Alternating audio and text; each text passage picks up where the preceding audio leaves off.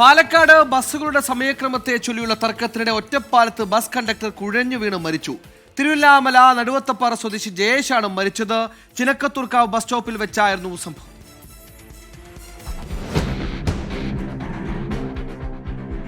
Bus ജീവനക്കാർ തമ്മിലുള്ള തർക്കം പതിവാവുകയാണ്.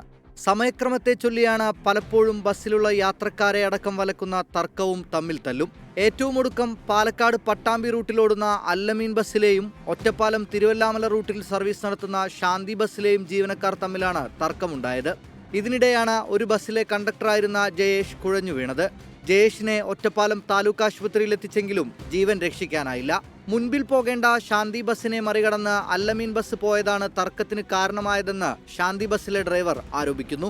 ജയേഷ് പോയിട്ട് സംസാരിച്ചപ്പോൾ ഡ്രൈവർ അങ്ങനെ ഇറങ്ങിയിട്ട് ആക്ഷനൊക്കെ കാണിച്ചു. അങ്ങനെ ഒരു 10 മിനിറ്റ് കഴിഞ്ഞതും ജയേഷ് അങ്ങനെ തളഞ്ഞ് റോട്ടിൽ വീഴുകയായിരുന്നു. അതേസമയം ജയേഷ് തർക്കത്തിൽ ഇടപെട്ടിട്ടില്ലെന്നാണ് പ്രാഥമികമായി മനസ്സിലാക്കുന്നതെന്ന് പോലീസ് പറഞ്ഞു. 24 പാലക്കാട്.